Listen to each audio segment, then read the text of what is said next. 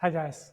So in this little video, I'm going to talk briefly about some of the impacts that humans have on ecosystems and the well-being of, our planet, the other animals and plants and fungi that inhabit it, and just some of the detrimental things that we as a human species are currently up to. And so the first thing I'd like to describe is habitat fragmentation.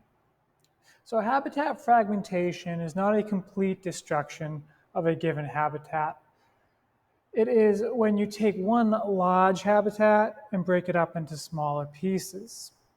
And when you do this, the distribution of resources within those habitats are thrown all out of line. And so these ecosystems are very delicately balanced. And if you imagine for a moment you have a forest, nice, big, beautiful, lush forest with all the little squirrels and birds and deer and bunnies and amphibians hanging out, being happy in the forest, right? And you put the highway right down the middle of that forest. Right? If there's a pond over on this side of the forest, okay, the deers lived over here at one point in time. They used to just be able to walk over, drink at the pond, and walk back to their house. Like, yo, that was a cool Sunday afternoon. Cool picnic, Joe. But now, when Joe the deer goes to try to get a drink, bam! Gets smashed up by a car, and now he's dead, right?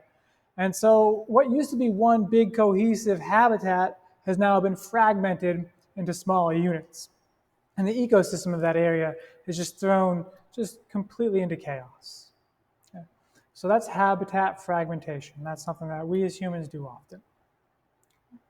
Next in line is probably the largest in scope, which is climate change. Right? I'm sure you have heard about climate change as a general concept, and hopefully at least in some detail in some of your earlier levels of education. Right? Used to be termed mainly as global warming because the most noticeable or most well-documented impact that climate change has is a global increase in average temperature, right?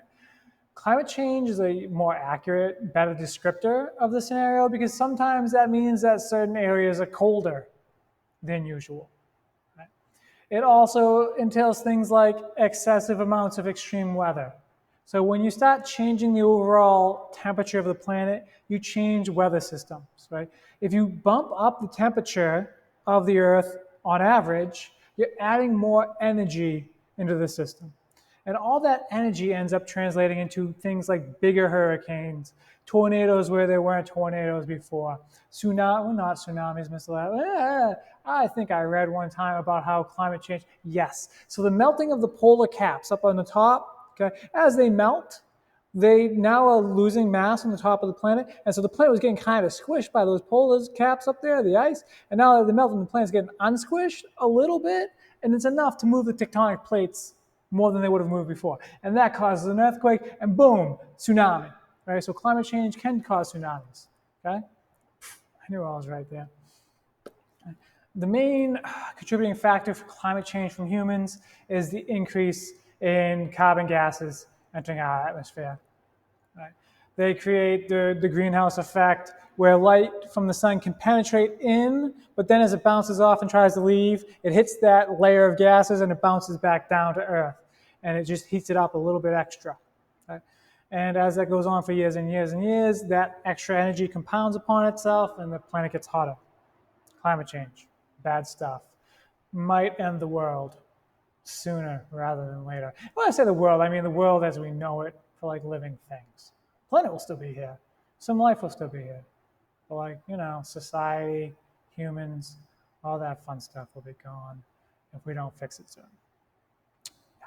Next, overharvesting, way smaller scope than climate change, but can be just as devastating to certain populations. Right? So overharvesting is that when we as humans are collecting what should be a renewable resource at a rate that prevents that renewal.